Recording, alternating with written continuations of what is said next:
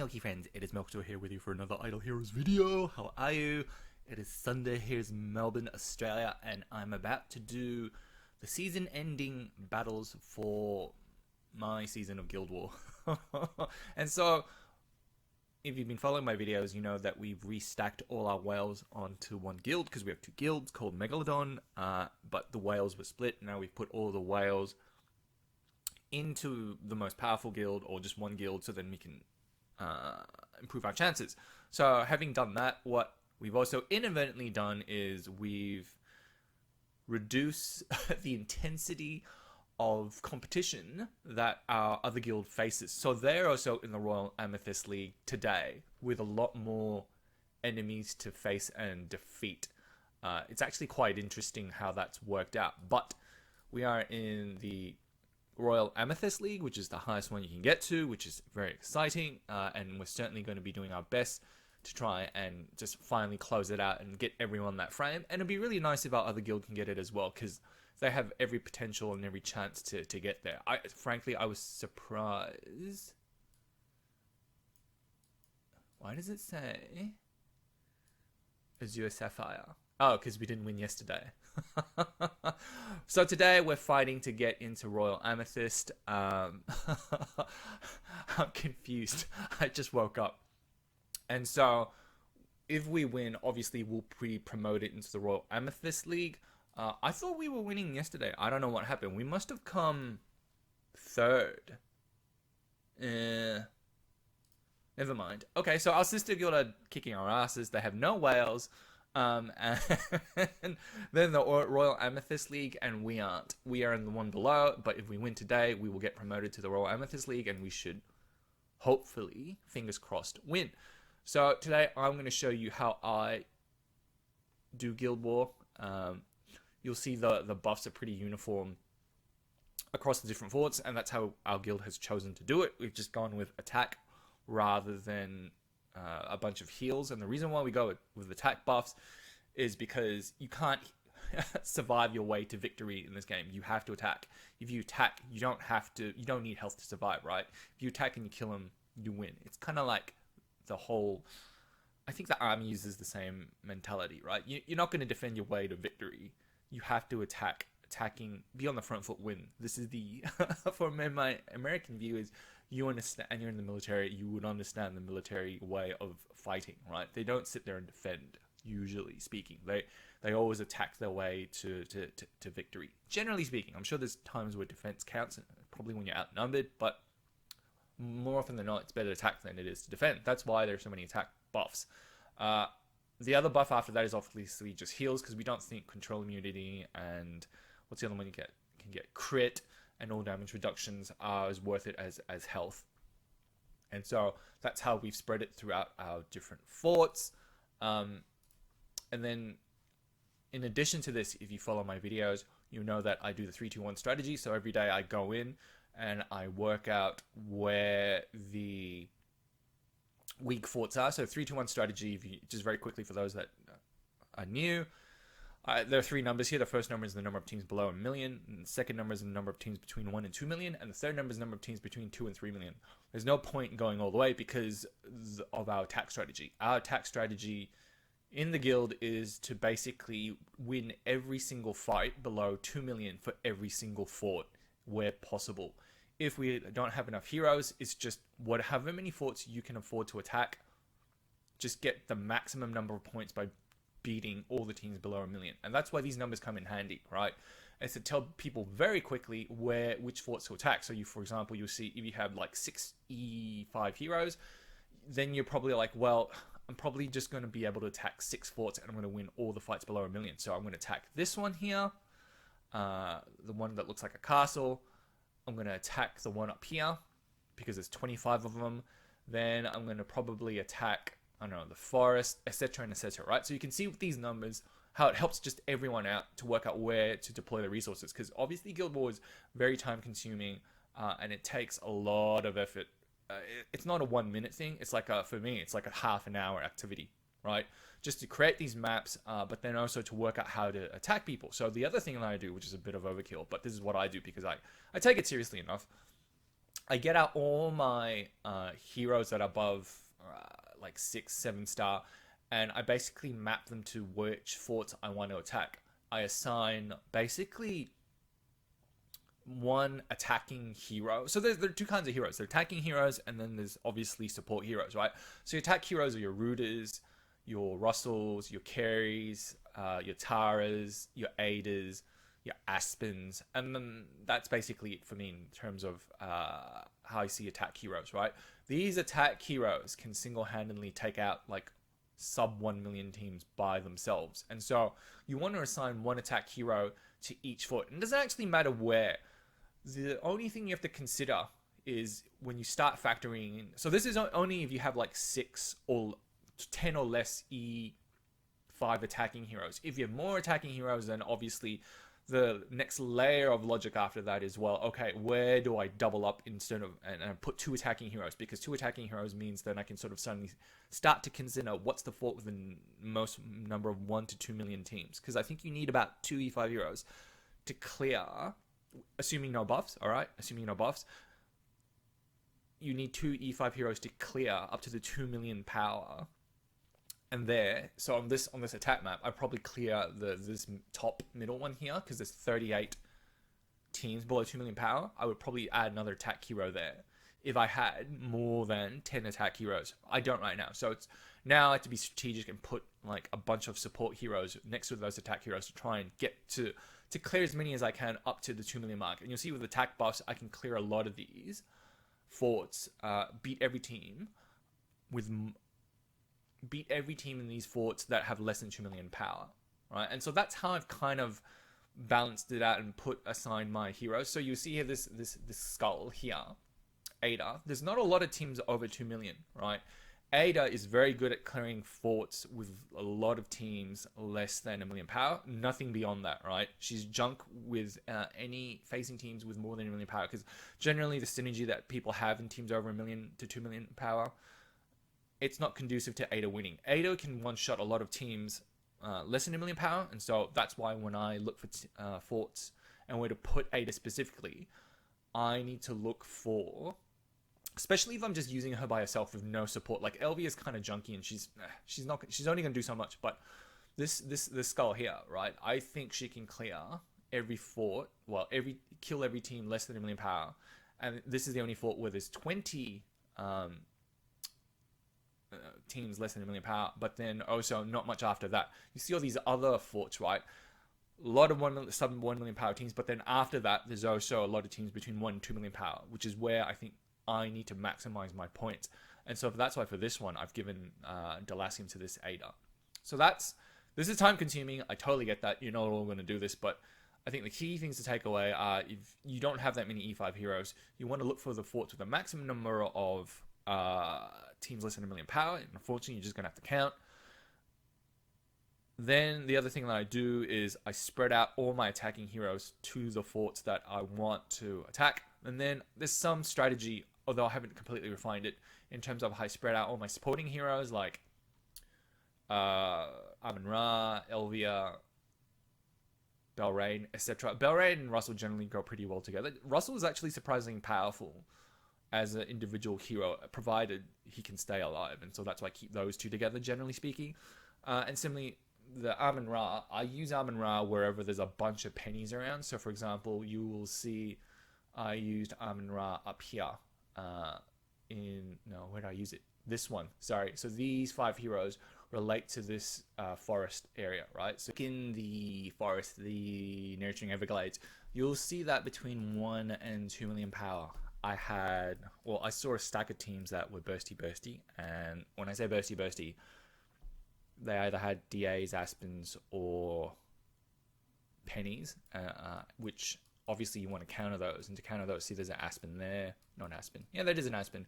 You had a penny there, you had a penny there, you had a penny there, you had a penny there. And so to counter those, obviously you want an Amun-Ra in that lineup. And that's why for the particular up here, the Nurturing Everglades, I put my Amun-Ra there. Everyone else is kind of like, I don't really know. But anyway, let's see how this attack strategy works. And unfortunately, it's going to take a while. I'm going to have to strip armor. Simply because if you want to win against all these other if you want to win, you have to strip armor and change armor. So then everyone's basically strong enough to survive and contribute as much as they can. So let's just attack a couple of these and we'll see how we go, and then we'll see whether or not you guys get bored and tune out. You probably will, but that's effectively my strategy. There's no real sort of die-hard secret beyond that. I mean, I tried to use Barry's video. I was watching Barry's video just before this and see his strategy. I'm like, dude, you've got like, whoa, how many E5 heroes? So none of us are ever going to get there. And, you know, when he talks about his stuff, I try and abstract to try and figure out how that applies to me and where I can apply it. And the bottom line is I can't, because, dude, none of us are ever going to get even close to you, remotely close to what the fuck you can do with your lineup. Coincidentally, I think I think GDP, that was GDP's video, not Barry. GDP probably spends the most money on this game, or that account has the most money spent on this game compared with anyone else out there that I am aware of. And you can see that in his lineup. You can see that just in Trial of the Champions as well, just in terms of what he can field. It's just mental. That's like 70 to 80 more, maybe $1,000 account. And unless he's getting like half price packs or something, that's an insane amount of money to have spent. Good on him. I'm looking for a Demon Bell. Is what I'm looking for. Is that's why I'm struggling. If you're wondering what I'm doing, you're like, oh, Milkster, why are you going back and forth? It's because I'm looking for a Demon Bell and I can't find one. And now that I found one, we can give it to you. Who else is in that lineup? So that's GDP's video, which is great. And one day in 50 years, when we set up, we can all get there, but today we can't. So then I have a Cruz as well. So I probably want to strip from this Amun-Ra. We'll get Cruz some goodies. But yeah, I mean, GDP's like that. You know those fancy holidays or the lives of the rich and famous we all dream about? That's what his videos represent. And you know, this time around, he didn't make a video on Ignis. He just did a summons, but he didn't really make a should I build Ignis or really test it out video, not like Barry did, which is quite interesting. So is that a sign that it's two things? Either he can't be fucked, well, three things. He can't be fucked, he doesn't have the money or doesn't want to spend anymore, or he doesn't genuinely believe in the hero. And I think when he did his summons video, he said it wasn't really that great, it wasn't worth investing in. Which is interesting. Anyway, so we will now go to this one. And it is... We'll put Cruz first, then DA. So we'll go Cruz, then DA. Then we will get... Who else is in there? Garuda. So this is my strongest Garuda. It's a Crown Garuda. And I switch artifacts with my Runestone Garuda every time I deploy them. And then we do you, and then we can just do non-consequential heroes. So we'll probably give you a Rogan just for a little buff and a Rossa. And that hopefully should be enough to get like at least 38 points. I'm expecting 38 points here. So beating every team up to 2 million power, we get 46. So we beat a couple more beyond that because of the fort buffs, which is fantastic. And that's exactly what we want. So that one is done for today. Now we will go to the second one. So Amun-Ra, Cthugha. Okay. So now we will go to our second fort that we want to attacky. So then we're going to remove this from you. Give it to you. We're going to take away all the goodies from one of our ranges. So that'd be... We can do you. Then we can give it to you. And I generally run on my Cthugha the Wi-Fi Torch just to counter those Mim teams. But that's just me. So then Priest, you don't need that anymore. We can give it back to you. And we can take that away from you. because we want you to stay alive. And here's the glittery AMB as well. Not the AMB. The glittery Demon Bell. Just so that everyone has energy. That's another priest that we need to buff. So we need to go to you. No, you don't have anything on anymore. Did I take off all the priest armor? Yeah, we did. So then you need an energy artifact. Connection isn't great today, boys. Energy artifact, and that should be enough. All right, so to get 38, so we want go back there, go to Guild War, 38 points. So who do we have? We have the heroes we are dealing with are. Let's just get them out there first. Yeah. Amun-Ra. We have a Heart Watcher. There's not that you can do much. And then we'll throw in... It doesn't really matter at this point. Let's just throw Cruz in. But then we'll do that. And then... I think we want to get at least 38 points. 37 points. We're one short. We lost something there. That's not great. Every point counts. Every point counts. Which one did we lose? Which probably we lost to. I'm guessing we lost to a Mimchi's team. Less than 2 million power. No, we lost to a Carey Drake team. Interesting. Okay, that's perfectly fine. Next, we will do the Belrain Russell attack. So then for this one, there's really no support. And I think these two, I didn't take anything away from them. So they are as strong as they're going to be.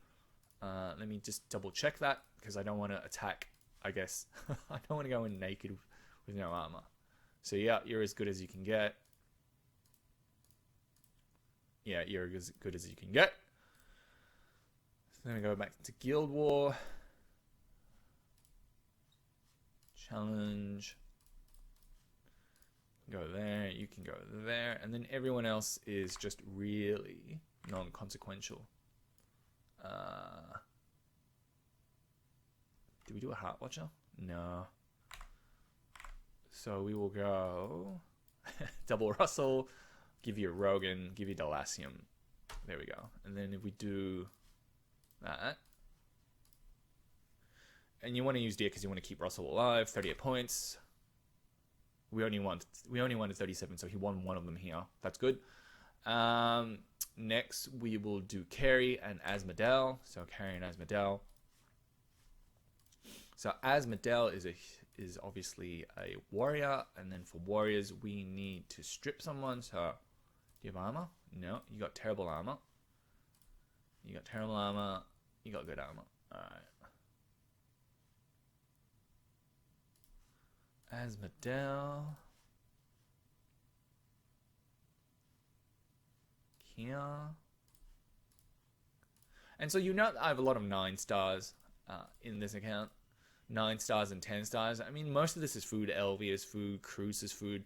These are all food. I'm going to get most of these to 10 stars and then either use them as food or just replace them for a hero in that faction. I had these in my bags. I had a bunch of shit in my bag. And if you're going to do Guild War properly, there's just no point keeping food in the bag. Or heroes that you're eventually going to consume as food. Just get them out now. There's just, why are they in your bag? There's no point. What are you saving for? You might as well use it for Guild War. Is how I think through it, right? That's my logic. So then we go here.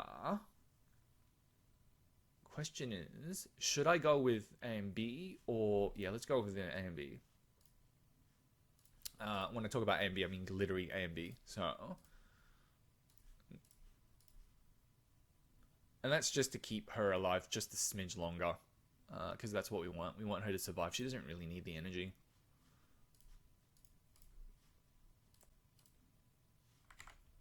So then... I'm just trying to work out. This one. Challenge. So we've got you in there. We have Asmodel. And then everyone else is... Actually, doesn't matter who else you put in there. Maybe we'll run the Phoenix, so we can burn people there. So see how it goes. So how many points are we expecting? It was 21, 30, hopefully. No, we only got 29. So that's a mistake. I'm trying to get like as many. You see what I'm doing? I'm trying to basically win that battle, every battle up to 2 million, with the configuration of heroes that I do have. Sometimes it works, sometimes it doesn't. If I'm one short, it doesn't kill me, but I don't know. I'm the kind of guy that wants to get every little point. I mean, I do value analysis, so it's hardly surprising, you know, when I do shit like that. You'd be like, oh, okay, it's milk, so it's not surprising. So that kind of worked, didn't work. Then we go to Asmodel again, and we take everything away from you, and we give it to Unimax. Unimax. Take that away from you, and we give you the glittery version of that, which your friend has here. Give you the glittery version. Alright, and then we go attack. And so hopefully you find this strategy useful. I mean, most of you are probably already doing this. It's the challenge now is basically finding the best two-person synergy, or the best kind of synergy you can get with just assuming you're not GDP and don't have 57,000 E5 heroes. Like for the average person, what are the synergies with the low-level heroes that you do have that can actually win and win enough battles less than 2 million power? Because I think that's where the money is in this game, in terms of, well, if you had something to shoot for, you know, what should be your objective? Your objective, firstly, should be to beat every team 38. That's really good. 35. Yeah, that's really good. Your objective, first and foremost, should be to basically beat every single team that's less than 1 million power, right? For however many E5 heroes you have. Your secondary objective after that is to basically beat as many with the remaining heroes that you do have. You don't focus on, and the 1, 2, 3 count, right? If your guild isn't at a point where my guild can, you know, start considering attacking all 10 forts, if you are at in an early stage server, then, you know, you don't even need to count the number of teams from 2 to 3 million. You only need to count the number of teams that are less than 1 million power, because that's all you're focusing on your guild, right? Hopefully that makes sense. Your 1, 2, 3 count should be based on, or how you choose to do the count, intel on your enemies should be based on where your guild is at and how many, generally speaking, E5 heroes everyone has. There's no point in me giving you intel that you cannot use. That's not practical for your team. So if we go here, I think it was an Ada and an Elvia. So if we want to go to our Ada, then that's obviously not ideal. Who has the mage gear on?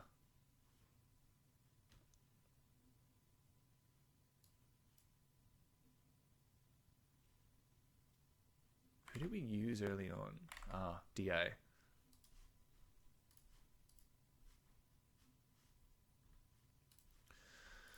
So then, and who's got the glittery? No. Who had the glittery demon bell? And this is the trouble with swapping armor. I don't think, even if they came up with a system where you could swap armor sets and artifacts out, the reality is, and I think that's impossible, guys, by the way. I just think that's impossible for them to do, because in order for that to happen, they need to take a snapshot of how you've deployed all your armor and artifacts, like right now, across all your heroes. And then when you switch a button, it reverts to another snapshot of how you've configured that entire team. Like, you can't do it on just one hero at a time, because it doesn't know which hero to take the armor and artifacts from. So from a programming perspective, it's actually really hard to do, except for the former way that I told you. All the way you've deployed all your armors and artifacts for now, that's one snapshot of your team.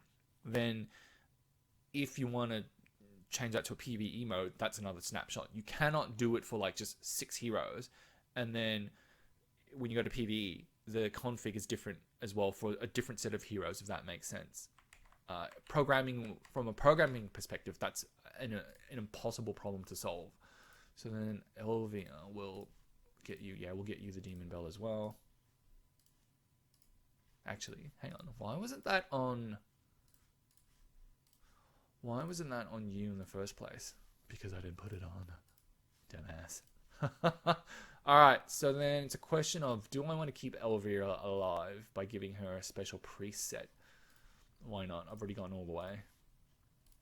So Elvia, keep you alive. We want to give you an energy artifact. And then we're going to go for this bottom team. We want at least 26 points. And I think that's achievable, but you never know. So we go back to guild. And, you know, for those of you who have already watched, struggled through this video, you can go all the way to the end. There's really nothing else I'm going to tell you in between that's going to be like, ooh, I wish you told me that, Milkstool. This is my approach. And I think it's 23. That's not that great. And that's why I say, like, the Ada's surprisingly not that great for anything over. She's fantastic at defeating just teams with less than 1 million power. Anything over between 1 and 2 million power, I find there's people have worked out enough synergies there that she cannot one-shot she cannot one-shot teams less than 2 million power. She really struggles in Guild War in the later stages. So that's why you have to pair her up for her to be any good. Like, so for example, let's do this ship one where we paired up Ada and Delacium. So this one here. So if I go here. So Delacium, we definitely need to give you some goodies. I'll equip that. We'll give you the good Demon Bell. Yep, that's good. Then Mage set, we've got to take that off you. Delacium, we got to get that onto you. And we'll give you Kiss of Ghost. And then let's see how that does in terms of battles. Alright, so we will... Where are we? Where am I? Where are my peeps? Delacium. And then after that, it really doesn't matter who you put. So we're expecting 18 points at least. We're not going to get all 30. Yeah, 29. That's really good. I wasn't expecting that. Because it's just not that strong a combo, but I'm surprised. I'm glad I got it. So then after this, let's do Tara and Amun-Ra. Tara is surprisingly strong by herself in this particular mode. Much more stronger than Ada. And I'm just surprised by that. I don't know why, but I just am. So then if we do that, Tara. And so a lot of you are probably like, I can't be fucked. I can't believe that much work is involved for Guild War. If you want to get every single point, that's unfortunately the way it is. Right? There's no real shortcuts to just kicking ass, except you got to put in the grind. You got to do the count. Yeah, you got to do the count. There's just no easy way. There's just no easy way to win this, unfortunately, unless you have GDP. And I don't even know why he swaps armor. Like, the guy, him and the people that he's with, why fucking bother? Does it actually matter at the end of the day, given how many E5s you have? What are you trying to maximize? It's kind of like, like how he does Broken Spaces and he tries to get it down to 7 tickets. Yeah, it's good for video and content creation, but no one can create your team. And secondly, when you get down to 7 tickets, and you'll never get beyond 7 tickets, it's like, what's the so what? You gave in 100 tickets every month. Yeah, it's impressive you got to 7 tickets, but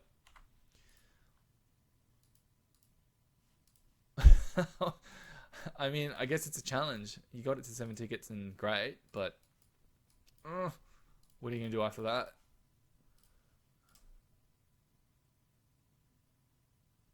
31. Yeah, that's good. Because we only wanted 30 there. So you see there, we only wanted 30. Where else can we go next? So next we are going to this one, which I'm a touch nervy about.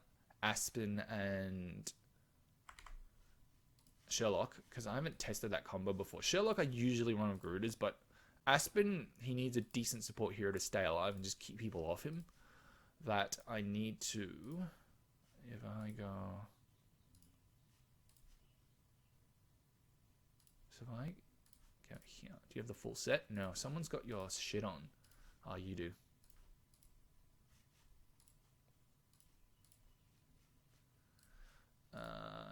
And I have enough Rui to get this to the second level one, which is not glittery, it's not splendid, it is whatever the second one is.